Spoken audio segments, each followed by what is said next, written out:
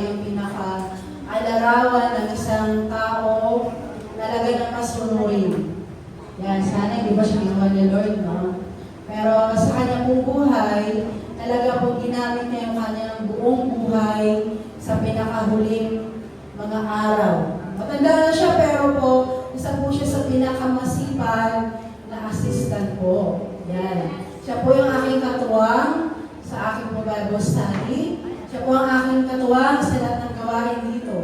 Lalo na po sa amin po paglilinis ng building na ito. Yan. Siya po yung talagang pinaka-master sa paglilinis ng hagdanan. Mula rooftop hanggang baba. Maging dito po sa new building. Yan. Kaya niyo po ba yun? 68 years old na po si Nanay Ebe sa atin. Pero talaga po ang kanya pong buhay ay ginugol niya sa gawain ng Panginoon. Kaya sure na ang ating po kapatid ay nandoon sa piling ng Panginoon. Sana ganun din po ang maging desire po natin sa ating po mga buhay. Hindi ko naman po sinabing mag-stay kayo sa simbahan para kayo po ay mapunta sa langit. Hindi po. Yung paglilingkod po sa kapwa, sa ating pong simbahan, yan po ang nais ng Panginoon. Kaya po, turo ng mga Korean nung nakaraan, sa aming pong Don Juan, sabi nga po, gawin po natin sa ating pong buhay, unang-una, ang pananalangin. Yan, hindi rin po maabsent si Nanay sa atin sa Don Juan. Lagi po siyang nasa harapan. Hindi mo ba, yung iba ayaw na ayaw sa harap. Yan, magkaklase sila ni, sino po? Ni? Raven. Asyo, nakalimutan ko ang pangalan ni Asyo. Yun, magkaklase po sila. Best friend po sila. Yan, kabataan po yun, tsaka nanay. Tapos po, pangalawa sabi, love one another. And the last, be a good steward. Yan, sana po yung tatlo yun ay nasa atin bilang isang Kristiyano. Yan, pinapaalala ko lang po sa inyo yun para po, kung ano man po yung nakita ko po kayo na naibisate, ay makita rin po sa bawat sa atin bilang isang Kristiyano. Amen po ba doon? Amen po ba doon? Ayan, nakalian na po ba kayo? Parang konti yung kinain mo. Ayan, sige po, tayo po ay tumayo. Tayo po ay mag-umpisa sa ating pong gawain.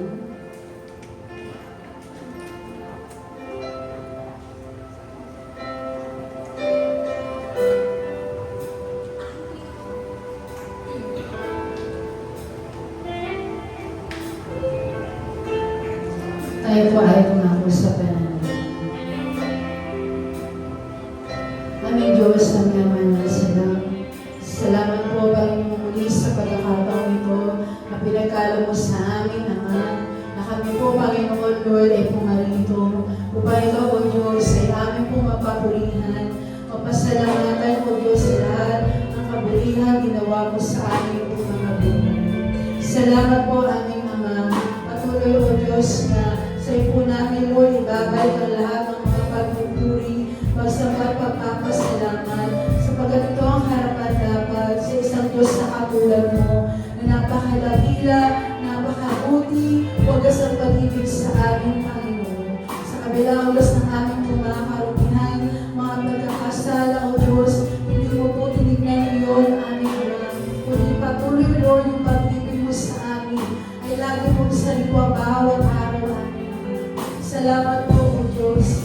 Muli sa pagkakataon ito, kami po ay lumalapit sa iyo. Bilang iyo po mga anak, aming Ama. Sa lahat, Panginoon, Lord, na nakarinig ng mga salita, dadalhin mo po ang bawat isa sa hapon ito, na may totoo, Panginoon, Lord, patotoo sa kita po mga buhay. Sa lahat ng ginawa mo, sa ating po mga buhay, ito ang Diyos aming Ama, siyang sapat, higit sa lahat, Panginoon. Salamat po ang Diyos, inaman mo ang mga kapatid na patungo pa lamang po sa lugar na ito. At tuloy, O Diyos, bigyan ng desire, Lord,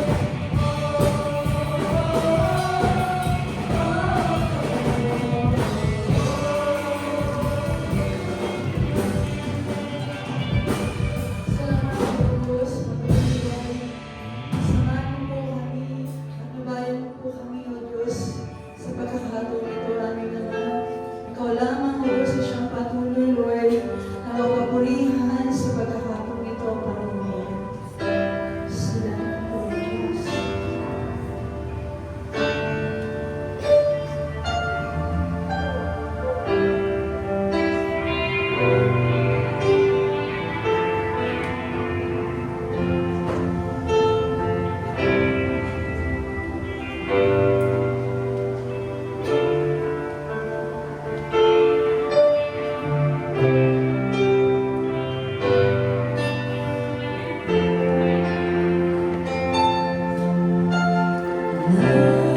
of the world, you step down into darkness.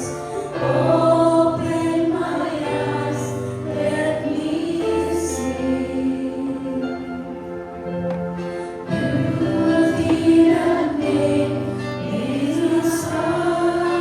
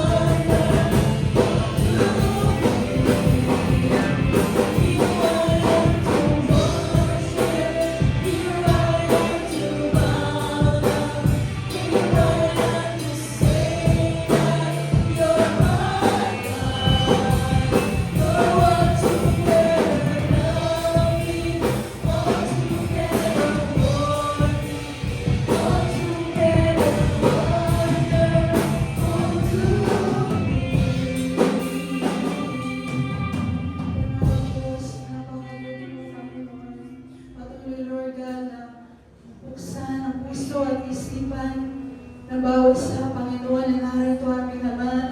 Hindi lamang po kami umaawit, O Diyos, sa pamagitan, Lord, ng aming po mga bibig, O Diyos, kundi sa pamagitan ng aming po mga puso na nangungusap sa iyo, aming Ama. Tulungan mo po kami, O Diyos, na totoo makapagpuri sa iyo. Panginoon, madala po namin sa iyo, banal na lumulukan ang mga awiting ito, Panginoon, O Diyos, na may totoong puso na nagmamahal sa iyo, Panginoon, sapagkat ikaw ang Diyos namin napakadakila.